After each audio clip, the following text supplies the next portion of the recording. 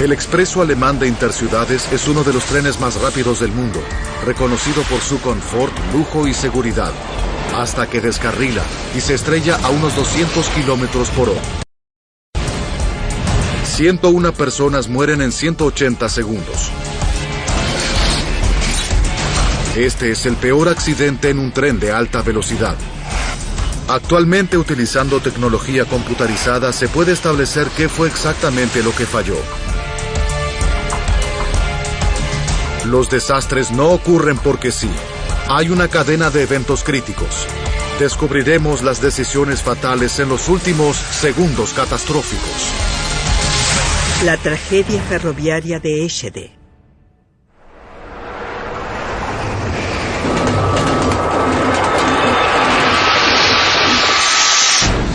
Europa, Alemania, Múnich, 3 de junio de 1998, 5:45 AM. Los pasajeros abordan el expreso interciudades de 800 plazas. Antes de llegar a Hamburgo, el ICE 884 hará 7 paradas en un viaje de 850 kilómetros. Hamburgo es un destino muy popular por sus conexiones con centros de negocios y por sus hoteles de vacaciones junto al mar. 5:47 AM. El ICE 884 parte de Múnich. 12 vagones de lujo transportan a más de 400 pasajeros. El expreso interciudades es rápido, capaz de viajar a 250 kilómetros por hora. Dispone de avanzadas medidas de seguridad que incluyen coches hechos de aluminio fortificado y un sistema de monitoreo computarizado a bordo. Durante 7 años de servicio no ocurre ningún accidente fatal. Es tan avanzado que incluso Amtrak está considerando comprar el diseño para utilizarlo en las redes ferroviarias norteamericanas. La segunda parada del ICE 884 será en Nuremberg. Jörg Dittmann, su esposa y su hijo de 6 años, André, ocupan sus asientos en el vagón número 1, justo al frente del tren. Se dirigen hacia la costa. Esas serían las primeras vacaciones importantes con mi familia.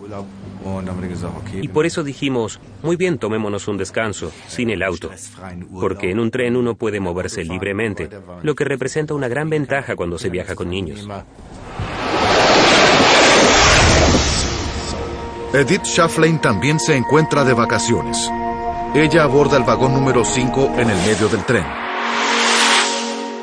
Abordé el expreso interciudades de Busberg. Iba camino a un hotel de relajación y planeaba bajarme en Hamburgo. Udo Bauch toma el expreso debido a su andar suave y a sus lujosas comodidades que le permiten trabajar durante el viaje. Él aborda el vagón número 12 en el sector posterior del tren. Subí al ICE en la estación Fulda. Estaba de viaje de negocios. Me dirigí a una conferencia en Hamburgo. Quería prepararme para el día siguiente. Encontré un compartimento, me senté y comencé a trabajar en mi computadora portátil.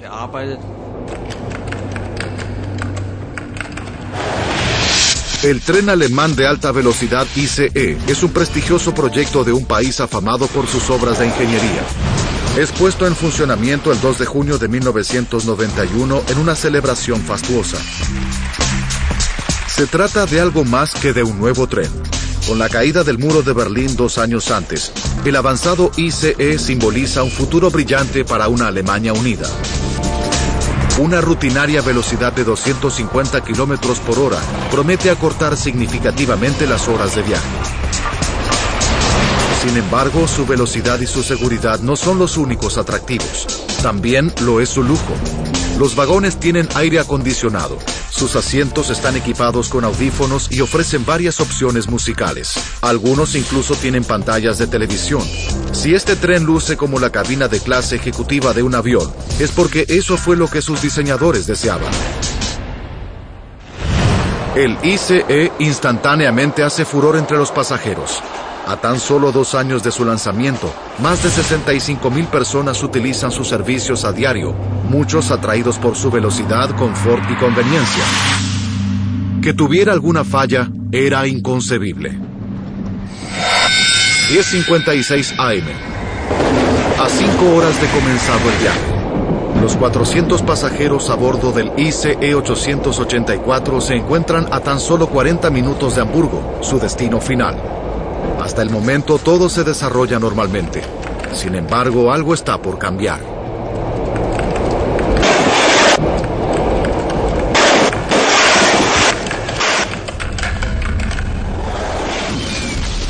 El estallido fue indescriptible. Lo único con lo que se me ocurre compararlo es con el trueno que produce un jet supersónico cuando atraviesa la barrera del sonido. Pero como si lo hiciera junto a tu oído. En ese momento una barra de metal pasó a través del apoyabrazos entre mi esposa y mi hijo. El enorme trozo de metal abre un hueco en el piso del vagón. Solo dije, salgan, salgan, abandonen el compartimento.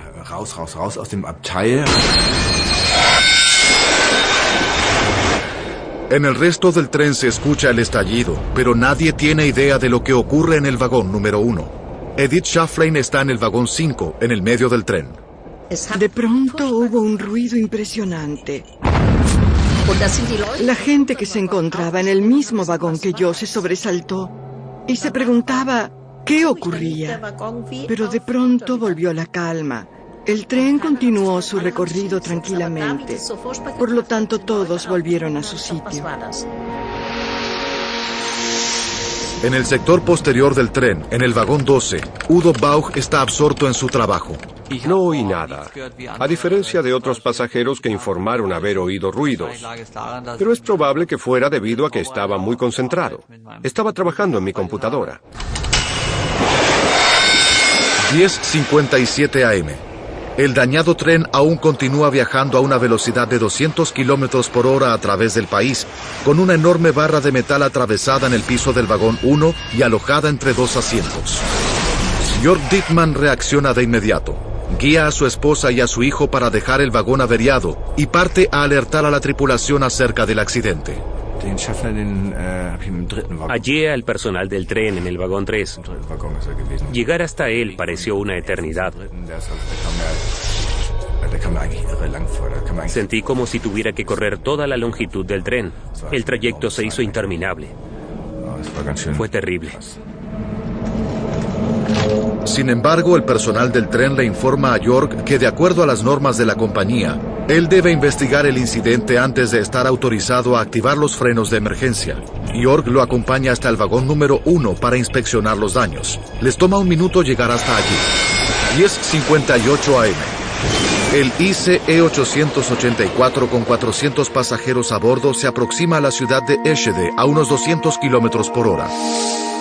En un minuto, el pueblo adormecido se convertirá en el sinónimo del peor accidente en la historia de los trenes de alta velocidad.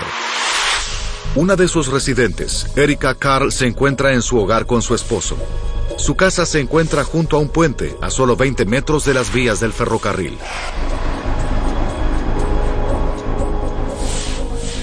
Estaba sentada en la cocina con mi esposo, tomando café y conversando sobre algunos cambios que deseábamos hacer en el jardín.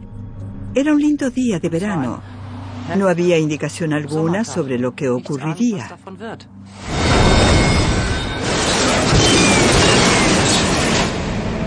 A bordo del expreso, Jörg Dittmann sabe que algo muy grave ocurrió en el tren. Regresé al vagón con el personal del tren. Para entonces todo se balanceaba y ambos debíamos sujetarnos para no caernos. El ICE 884 se aproxima al puente de Eschede a 200 kilómetros por hora. De alguna manera esto va a detenerse y con suerte no ocurrirá nada terrible. Eso fue lo que pensé. Sin embargo, ocurrió lo peor. Un viaje de rutina en el expreso alemán de interciudades está a punto de convertirse en una tragedia. Sus 400 pasajeros no advierten que ocurre algo grave con el tren. Nadie, excepto un hombre. Jörg Dittmann está sentado con su familia en el vagón 1 cuando algo atraviesa el apoyabrazos. En este momento, él está intentando persuadir a un empleado para que detenga al tren. Incluso cuando el tren comenzó a balancearse, él no mostró ninguna intención de accionar los frenos de emergencia. Su única preocupación era saber qué era lo que andaba mal. Llegamos al primer vagón, y cuando estaba a punto de indicarle el asiento dañado, algo pasó. El tren, que viaja a una velocidad de 200 kilómetros por hora, descarrila y se dirige a toda velocidad hacia el puente. 10:59 AM. Erika Carl y su esposo Dieter oyen el ruido. Mi esposo dijo, creo que un avión se estrelló.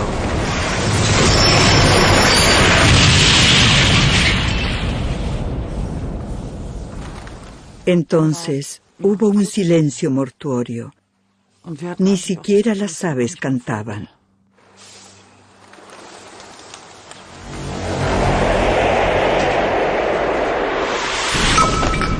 Erika Carl, sin saberlo, sería la primera persona en la escena del accidente. Nuestra puerta tiene un panel de vidrio, y eso nos permitió ver que el tren estaba justo frente a nuestra entrada. Entonces le dije a mi esposo, hay un ICE allí afuera. En la tranquilidad de Eschede, a solo 130 kilómetros de Hamburgo, estas son las fotografías que toma Erika Carl. Un vagón de 50 toneladas aterriza en su jardín. Sorprendentemente, el único daño que ocasiona en su casa es la rotura de un vidrio. Sin embargo, el daño en el tren es colosal. Hay más de 400 pasajeros en el tren accidentado. Jörg Dittmann se encuentra nuevamente cerca de su asiento en el vagón 1, al frente del tren. Miré al personal del tren que yacía en el piso y él me miró con su rostro ensangrentado. Ambos continuábamos mirándonos cuando preguntamos simultáneamente, ¿está usted bien?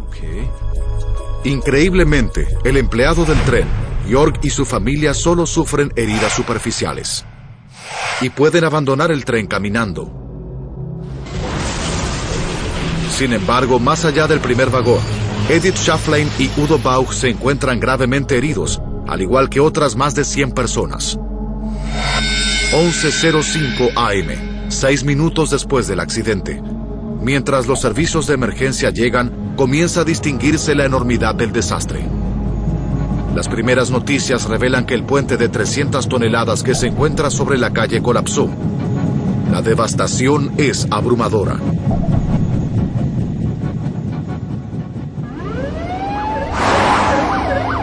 Andreas Effinghausen es uno de los primeros policías en arribar a la escena del accidente. Vi esos vagones compactados unos contra otros, doblados y retorcidos 5 o 6 metros en el aire sobre el terraplén. Y el puente de concreto había desaparecido por completo. Yacía sobre el terreno. Era una escena de total devastación.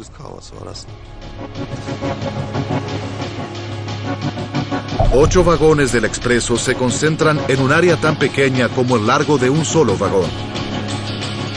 Cientos de personas aún se encuentran atrapadas en los restos. Udo Bauch, quien momentos antes preparaba una conferencia de negocios, ahora está gravemente herido.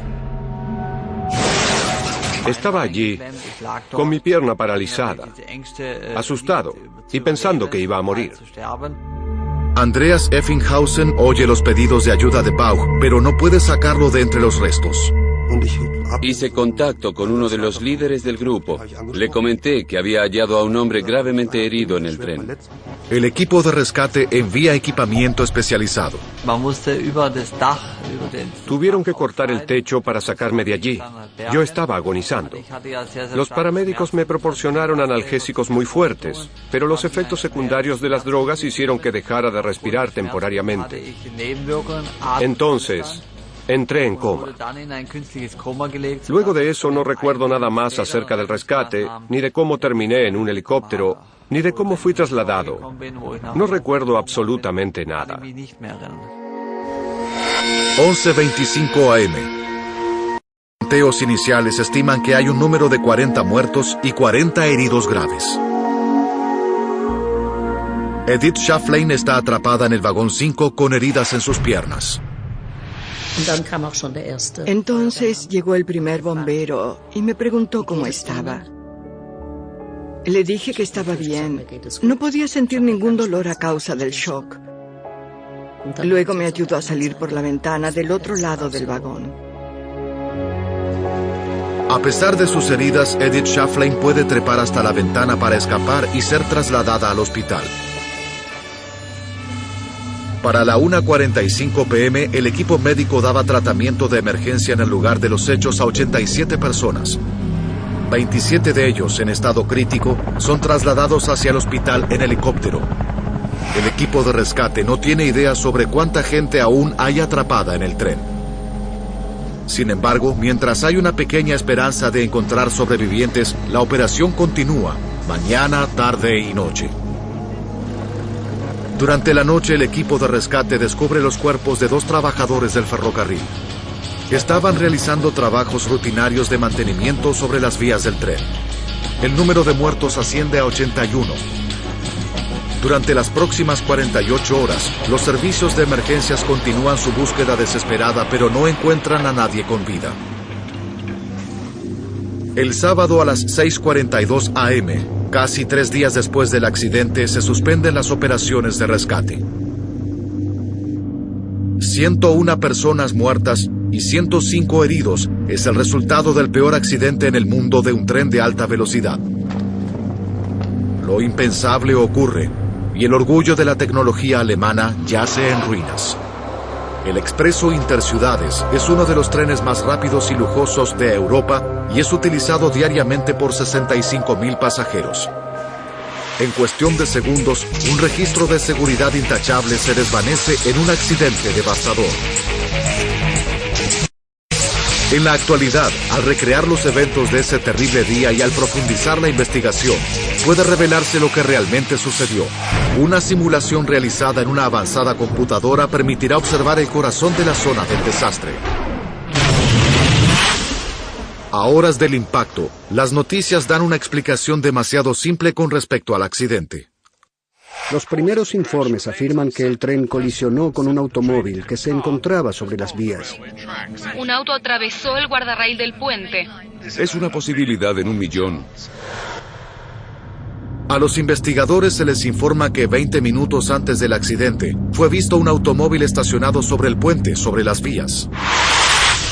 Un testigo británico es aún más concluyente. Un automóvil atravesó la barrera, cayó del puente y aterrizó sobre las vías del ferrocarril. El automóvil se hallaba a un lado de las vías y de la nada apareció el expreso.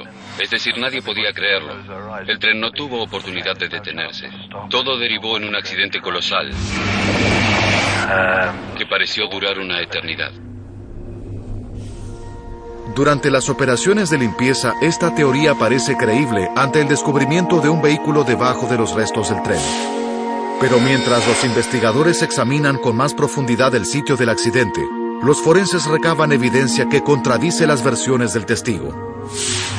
Para comenzar, el primer vagón, a pesar de estar descarrilado, no muestra señales de colisión con otro vehículo. Aún más, el coche de máquinas al frente del tren está completamente intacto. Los investigadores concluyen que si la causa del accidente fue otro vehículo, tendría que haber alguna evidencia en el frente del tren. Pero entonces, ¿cómo terminó ese automóvil debajo de los restos del expreso? El descubrimiento del registro del vehículo brinda la clave final.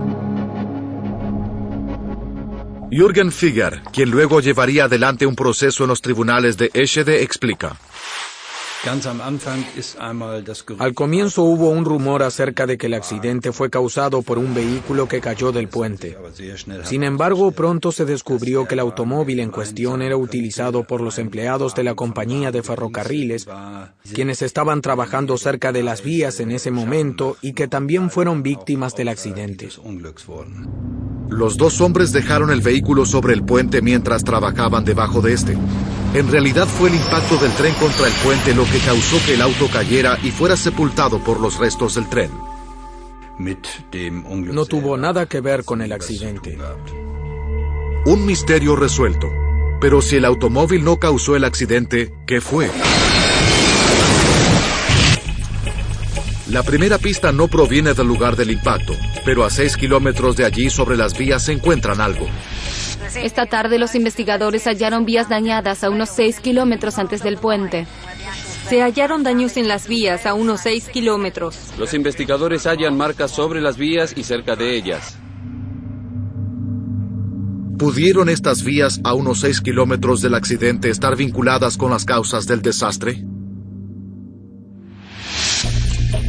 En el vagón 1, los investigadores hacen un segundo descubrimiento que podría estar relacionado. Encuentran una pieza de acero alojada en el suelo del vagón. ¿De qué se trata exactamente y de dónde provino? Los investigadores deben desandar los minutos finales que llevaron al accidente.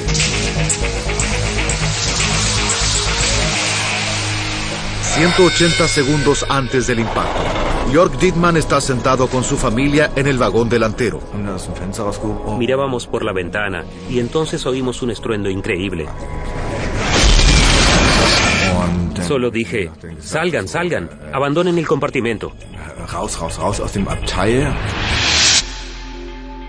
El equipo de investigación encuentra que ese enorme trozo de metal que se introdujo en el compartimento de Jörg Dittmann es la misma pieza de metal que luego se encontró en el vagón 1.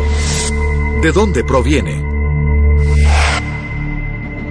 El compartimento de Jörg Dittmann se encuentra directamente sobre las ruedas traseras del vagón 1. Un examen más detallado de las ruedas lleva a un descubrimiento asombroso. Una de ellas está seriamente dañada y su aro de acero completamente desprendido. Los investigadores concluyen que la pieza de metal atascada en el piso del vagón 1 se trata en realidad del aro dañado que se separó de la rueda y atravesó el piso del coche para terminar entre la esposa de Jörg y su hijo. Robert Laube era director de la Junta de Seguridad Nacional de Transporte de Estados Unidos en el momento del accidente. Parte de la rueda que se rompió se enderezó y colgaba del coche. La rueda fue transportada en esa posición mientras el tren viajaba a la velocidad de 180 kilómetros por hora. Es el aro de la rueda lo que roza las vías y provoca chispas a causa del metal que arrastra durante casi 6 kilómetros hasta el sitio del accidente. Sin embargo, la pérdida de un aro no debió hacer que el expreso de tecnología avanzada se estrellara tan catastróficamente. Y dado que el tren viaja otros 6 kilómetros antes de descarrilar, algo más debió suceder para que esta falla mecánica se convirtiera en un desastre mayúsculo. El equipo ahora dirige su atención a las vías anteriores al puente de Eschede. Aquí encuentran evidencia crucial. Los daños a las vías indican que 200 metros antes del puente el tren descarrila. ¿Por qué lo hace aquí y no en el punto donde se desprende el aro, 6 kilómetros antes? El punto donde el tren descarrila es donde la vía secundaria se cruza con la principal. Hay dos puntos que pueden desviar el tráfico de la vía principal a la secundaria. Para guiar a los trenes a través de estos puntos en forma segura, también hay guías conocidas como contracarriles. Los investigadores registran las vías en el punto de descarrilamiento y encuentran una pista crucial. Falta uno de los contracarriles. Una extensión de acero. Necesitan encontrarlo. Una búsqueda más exhaustiva no revela nada. Sin embargo, cuando examinan el interior de los restos del tren, descubren algo vital. Este es el vagón 1. Nuestras cámaras son las primeras en filmar dentro del tren desde las investigaciones. Hay láminas decoloradas y revistas por todos lados. Es como si el tiempo estuviera detenido en el 3 de junio de 1998 a las 10:59 am. Aquí se encuentra una respuesta. El daño en el compartimento en el cual viajaba Jörg Dittmann indica dónde se encuentra el aro desprendido, que rompió el piso del vagón y se alojó en el apoyabrazos. Pero a unos metros de allí en el corredor, los investigadores hacen otro descubrimiento. Es el contracarriles perdido, que deja estos orificios en el piso y en el techo. Con este descubrimiento, Ahora pueden unirse las piezas de los últimos momentos del viaje del tren. 3,6 segundos antes del impacto cerca del puente de Eschede, el ICE 884 aún viaja a 200 kilómetros por hora, con el aro dañado de una rueda rozando las vías. Mientras el tren pasa a los primeros puntos de unión, el aro se introduce dentro del contracarril y lo levanta, hasta que éste atraviesa el piso del vagón 1. Es este impacto lo que hace que dos de las ruedas posteriores del vagón 1 descarrilen. Sin embargo, los investigadores entienden que a pesar de que el expreso descarriló, no es causa suficiente para la gran devastación de Eschede. De hecho, en muchos descarrilamientos el tren se detiene con daños mínimos. Entonces, si el descarrilamiento no es la causa final del desastre, ¿cuál es? El tren alemán de alta velocidad ICE 884 se estrella en el pueblo de Eschede y mata a 101 personas. Es el peor desastre en la historia de los trenes de alta velocidad. Utilizando gráficos de tecnología avanzada y basándose en el informe oficial, se profundiza la investigación que revelará la cadena de eventos.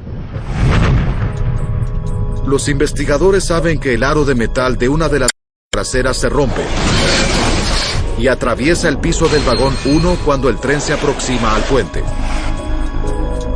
Cuando pasa sobre los puntos de unión donde la vía secundaria cruza la vía principal, el aro dañado de la rueda levanta el contracarril y el tren descarrila.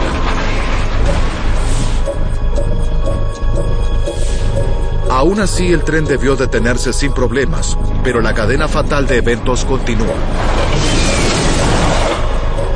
El equipo de investigación regresa al sitio del impacto para conseguir más pistas.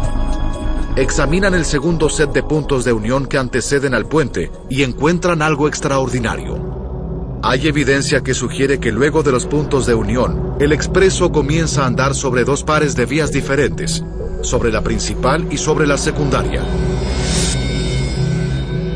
¿Cómo pudo ocurrir eso? El equipo deduce que 1,44 segundos antes del impacto, mientras el expreso pasa sobre el segundo set de puntos de unión, una de las dos ruedas descarriladas del vagón 1 choca contra los puntos y los fuerza a abrirse. Esto significa que el vagón que sigue al vagón 1 ahora está guiado hacia otro carril, al carril secundario en lugar del carril principal. Al coche de máquinas del frente, que aún viaja a 200 kilómetros por hora, lo sigue un vagón que desacelera mientras abandona el carril principal y descarrila. De este modo se rompe la conexión entre el coche de máquinas y el resto del tren. En este momento se accionan automáticamente los frenos de emergencia a lo largo del tren. Jörg Dittmann y el empleado del tren en el vagón 1 son lanzados por el aire. Antes de que pudiera reaccionar, hubo una sacudida muy brusca, como una explosión. Sentí que todo terminaba. El vagón 1 viaja por la vía principal y el 2 por el carril secundario. Pero esto no causa el impacto final. 1,44 segundos antes del impacto, el expreso descarrila, pero sin daños, y los frenos de emergencia pudieron llevar al tren a detenerse controladamente. Sin embargo, esto no es lo que ocurre, y lo que es peor, lo compacto de los restos indica que este es un accidente particularmente violento. Ahora registran el sitio del accidente en busca de pistas que traigan a la luz cómo el tren de 410 metros de extensión pudo comprimirse en un espacio del largo de un solo vagón. Examinan los restos del puente de Eschede para ver qué rol ocupó en el accidente.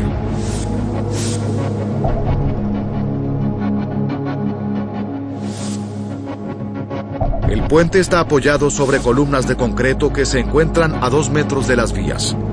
Es esta proximidad a las vías el nuevo foco de atención de la investigación. Ayuda a reconstruir la próxima secuencia de eventos. Cerca de 3 minutos después de la rotura de la rueda, el expreso alcanza el puente de Eschede a una velocidad de 200 kilómetros por hora. El coche de máquinas y el vagón 1 y 2 pasan debajo del puente sin tocarlo. Pero el vagón 3 se abre en el descarrilamiento y se estrella contra las columnas. El ICE 884 colisiona contra el puente de Eschede. El vagón 3 se desvía a la vía muerta y se balancea hacia la derecha.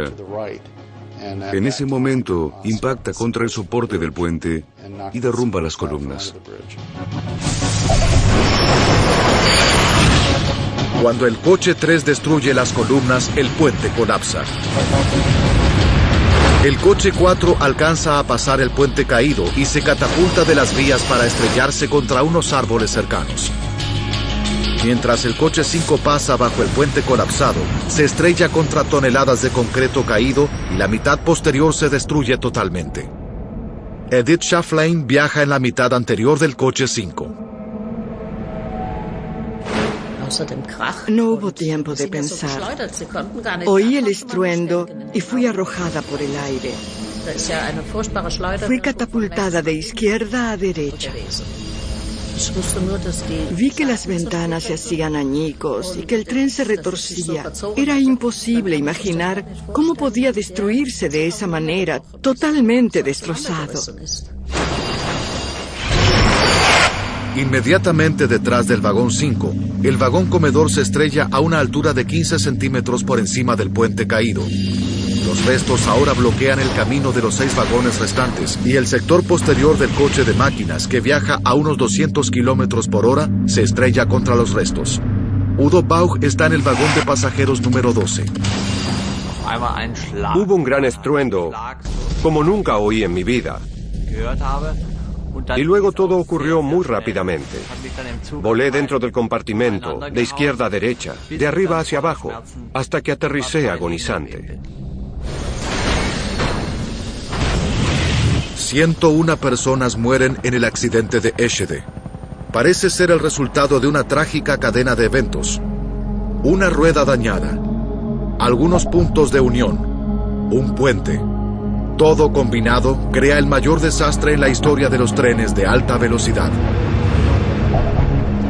Si este es el caso, si se trata de un accidente en 1 millón, entonces la reputación del ICE como un tren seguro permanecerá intacta. Pero en la próxima etapa de investigaciones se hace un descubrimiento increíble que prueba que el accidente pudo ser evitado fácilmente.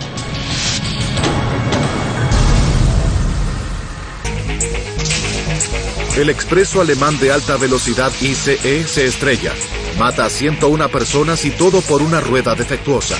Es el peor desastre en la historia de los trenes de alta velocidad. Luego del accidente, el aro de la rueda en cuestión es trasladado al Instituto Fraunhofer en Darmstadt, al sudoeste de Alemania, para que se le realicen estudios forenses. Los investigadores están particularmente interesados en las ruedas de este tren, porque son de un diseño nuevo, especialmente realizado para el ICE. 7 años antes, el 2 de junio de 1991, el ICE es puesto en funcionamiento. Uno de los objetivos del proyecto es alcanzar un estándar de lujo y brindar calidad a sus pasajeros. El tren tiene ruedas sólidas de acero conocidas como ruedas monobloque. Sin embargo, Deutsche Bahn, la compañía alemana de ferrocarriles que opera el ICE, pronto experimenta problemas con esas ruedas. Poco tiempo después de que el tren entrara en servicio, hallaron un problema técnico con el desgaste de las ruedas. Las ruedas se desgastaban con un patrón extraño, y cuando esto sucedía, especialmente cuando el tren viajaba a alta velocidad, el ruido y la vibración se transmitían a los vagones de pasajeros. El vagón donde se hacía más evidente era el vagón comedor, donde la vajilla temblaba y los vasos derramaban su contenido. Era el tipo de imagen que Deutsche Bahn quería evitar. Para eliminar este temblor del restaurante, debía hacerse algo que mantuviera el nivel de reputación del ICE. El profesor Roderick Smith, experto mecánico de la Universidad Imperial de Londres, explica. ¿Qué pasos se debían tomar? Desde un cambio radical en el diseño de las vías mismas, lo cual claramente no era práctico, o un gran rediseño del vehículo. Algunos cambios en su suspensión, o algunos cambios en sus ruedas. La respuesta era obvia. La mayoría de la gente creyó que el cambio de la rueda fue la solución más económica. A 2 meses del lanzamiento del prestigioso ICE, bajo la presión de hallar una solución, Deutsche Bahn decide reemplazar sus ruedas monobloques originales con ruedas de 2 piezas. ¿Cómo mejoraría el andar del tren? Una rueda monobloque tradicional o rueda de una pieza se hace de una sola pieza sólida de acero. Pero la rueda de 2 piezas o duobloque posee una rueda interna rodeada por un aro externo. Entre ambas ruedas hay una goma, diseñada para absorber las vibraciones y brindar un andar más suave. El 31 de agosto de 1992, Deutsche Bahn aprueba las ruedas duobloque tipo 064 para su utilización en los trenes ICE. La nueva rueda instantáneamente mejora el andar y las tazas y los utensilios dejan de temblar y de tintinear en el coche comedor. La rueda tipo 064 parece ser inicialmente un gran éxito. Esto es así hasta que una de ellas falla y dispara la terrible cadena de eventos que causan el accidente en Eschede.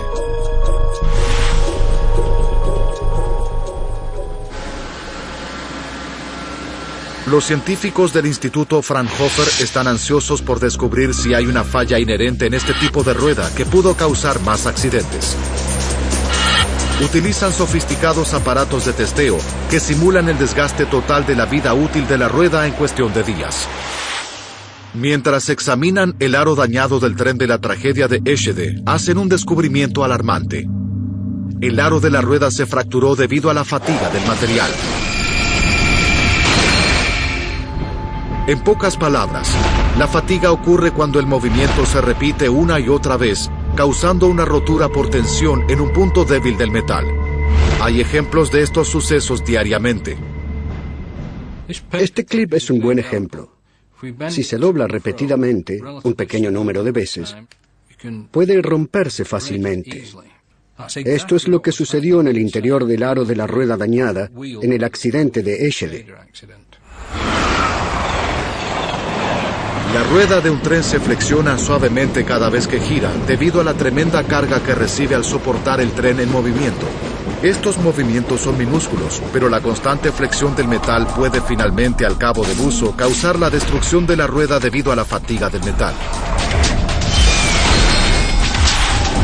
En una rueda duobloque, hay una capa de goma entre la rueda y el aro. La goma suave permite que el aro externo se flexione mucho más que en una rueda monobloque. Como el aro separado se desgasta a través del uso, la flexión se incrementa. Sin la debida inspección, el aro de la rueda puede volverse tan delgado que un pequeño defecto puede romperlo y fracturarlo, haciendo que el aro externo se separe de la rueda interna, con resultados devastadores.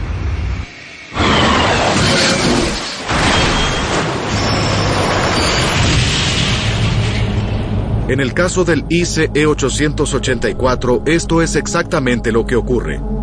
Pero la fatiga del metal de las ruedas de un tren usualmente se desarrollan en un periodo de meses o años. Entonces, ¿por qué no las detectaron los técnicos de Deutsche Bahn durante las inspecciones rutinarias de mantenimiento? Esta es la respuesta brindada por Deutsche Bahn al equipo de investigación. En lugar de confiar en su sofisticado equipamiento de detección de fatiga de metal, los ingenieros de las instalaciones de mantenimiento de Deutsche Bahn llevaron a cabo las tareas de verificación de seguridad sobre las ruedas del expreso, sin más avances que una linterna. Como técnica de inspección para cualquier clase de rueda, el uso de linterna solo permite detectar las quebraduras más grandes y peligrosas, pero no una pequeña fractura por fatiga del material en el comienzo de su vida útil. Por lo tanto, en términos de detección de potenciales roturas en el interior del aro de la rueda duobloque, esta es una técnica totalmente inútil.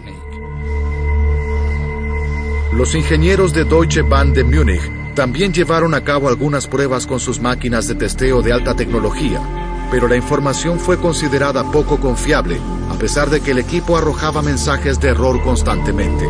Aún así, en la semana del accidente, la rueda que causaría el desastre fue marcada 3 veces como defectuosa en 3 verificaciones diferentes.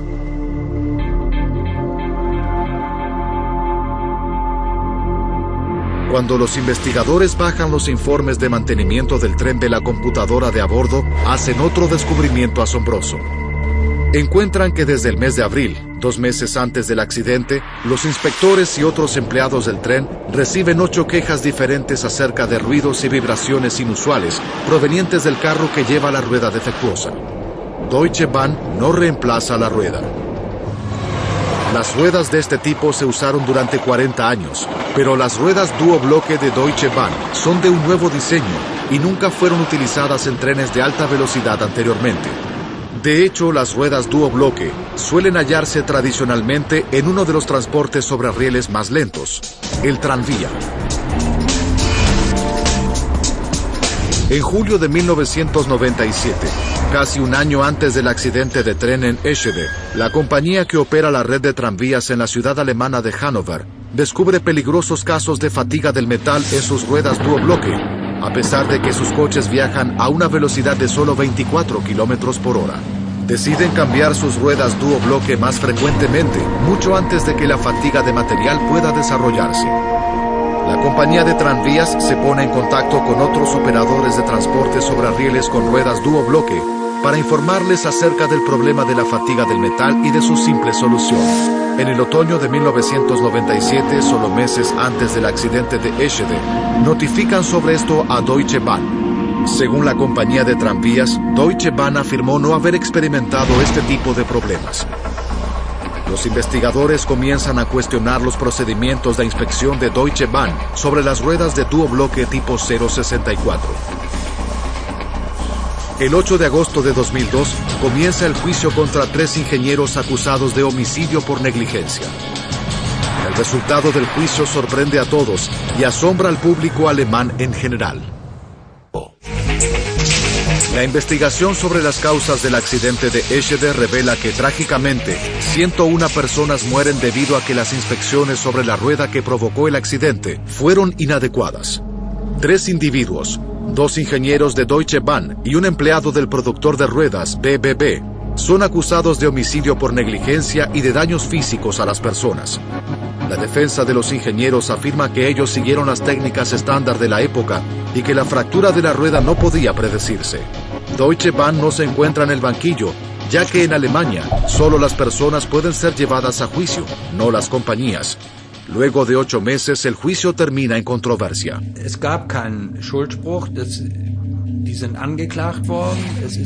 Nadie fue hallado culpable. Hubo acusados, juicio, pero ningún veredicto de culpabilidad. Las leyes alemanas, cuando no hay un culpable sustancial, pueden concluir un juicio sin culpables y con fianzas o multas aplicadas a modo de compromiso. Eso es lo que ocurre en el caso del juicio por el accidente de tren en Eschede. Los querellantes y la defensa aceptan llegar a un acuerdo. Ninguno es hallado culpable de homicidio por negligencia, pero el tribunal aplica una multa de 10.000 euros a los ingenieros. Las familias de las víctimas y los sobrevivientes del accidente están furiosos. La decisión del tribunal hace que exijan mucho más por su compensación. Para mí fue una gran desilusión el hecho de que las leyes alemanas se encontraran en tal estado. En otros países, curiosamente, estas cosas funcionan sin inconvenientes y poseen excelentes, mucho mejores esquemas de cuidado de las víctimas. Solo en nuestro país, extrañamente, esto no es posible.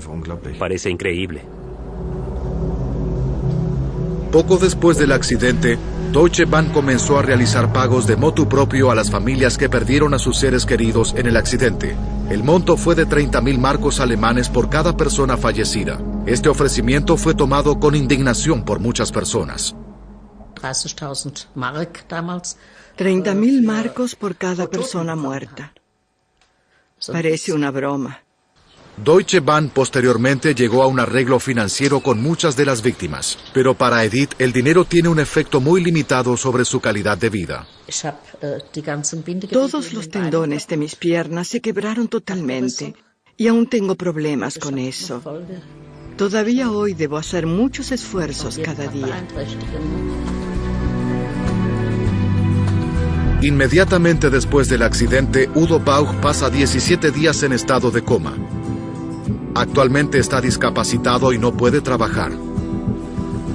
se reúne con el policía que le salvó la vida, Andreas Effenhausen, quien le pidió que fuera el padrino de su hija Marie, nacida 3 años después del accidente.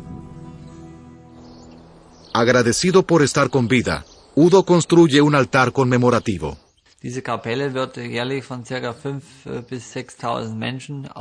Esta capilla recibe entre 5.000 y 6.000 visitantes por año y es muy popular. Muchas personas rezan sus plegarias por las víctimas del accidente de Eschede. Y esa es suficiente prueba para mí de que construir este altar con fondos propios fue lo correcto. Un año después de la construcción del altar de Udo Baug, se crea un monumento oficial, financiado en parte por Deutsche Bahn. Se encuentra en el sitio del accidente, junto al nuevo puente de Eschede. Un recordatorio de esa terrible mañana de verano, cuando una extraordinaria cadena de eventos toma lugar. Una rueda mal mantenida se rompe y atraviesa el piso del tren. Levanta el contracarriles, provoca el desvío del ICE 884 de su carril, mientras cruza los puntos de unión de los carriles y dispara el peor desastre en la historia de los trenes de alta velocidad.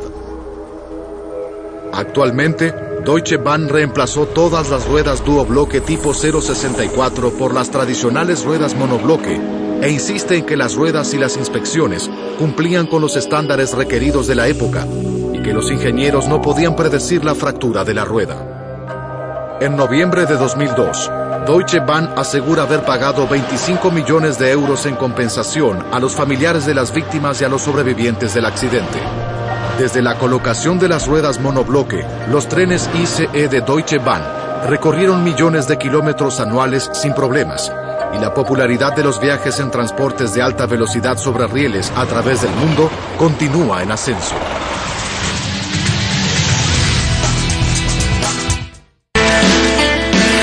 El líder de la manada. Nueva serie. Estreno próximo jueves a las 9 por Nat Geo.